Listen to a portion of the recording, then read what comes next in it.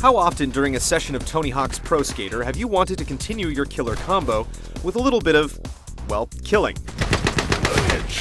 There's a little something between the visceral lust for violence and that of racking up a big score, and the club attempts to interlink the two, directly and non-stop.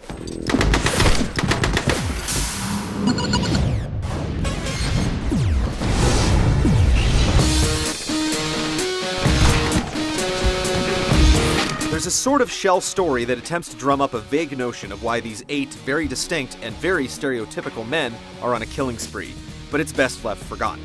Instead, it's just a matter of choosing the killer who best fits your style.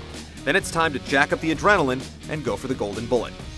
The majority of the single player's bulk is spent in the tournaments, sprawled across locales of various degrees of decay, where you wage a war of carnage through several different events. You have to run laps, find exits, or survive in a specific area while scoring big points by quickly chaining kills together. Last bullet. There's not much else, and even between the events, it's very similar. Just keep moving, keep killing, and occasionally stay in bounds. Get back. The new levels changed the geometry, but all the modes are revealed within the first few matches. Beating levels unlocks them for single event challenges and for playlists, but they ultimately play out the same. Enemy AI is appropriately stupid, with the occasional dodge or blind fire from cover, but for the most part, they'll line up. Maps can be confusing sometimes, but just keep looking for the arrows to soldier on. A slight twist to the mayhem is the skull shots, little signs that you can shoot to add to your combo or keep it from bleeding out. They're typically in plain sight, but spending too much time seeking them out will definitely kill a combo, so multiple playthroughs are needed to ferret out the highest score.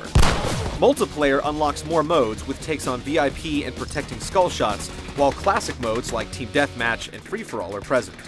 One big caveat is spawn camping, especially in team modes.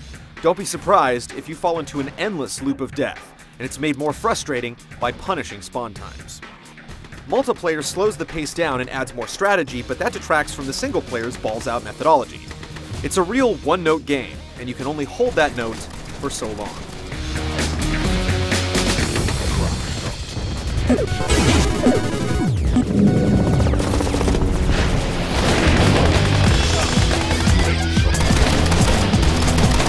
While the game loads, it scrolls tips. They mention things like timing reloads and shooting exploding barrels, but the club is pretty much all instinct.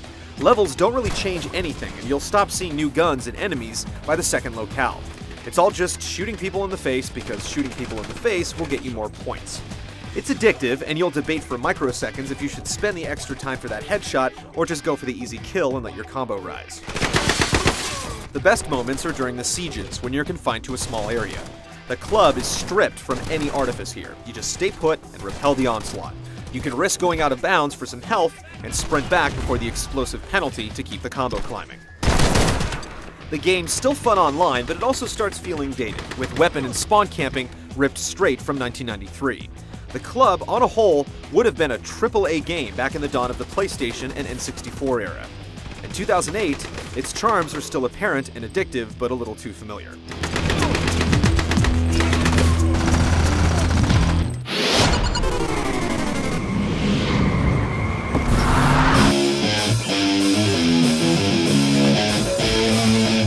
The club comes across looking pretty good, if a little plastic.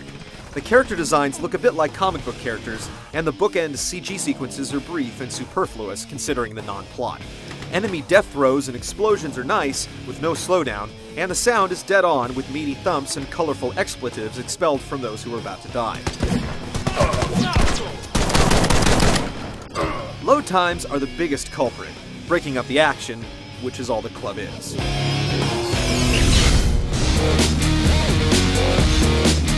The club is a lot like junk food. It initially tastes good, but it won't leave you satisfied for long. Riding a 20-chain combo will get the adrenaline pumping, but putting in the time to memorize a level and climb the leaderboard ultimately never feels worth it. The club is destined for waning interest after the honeymoon is over.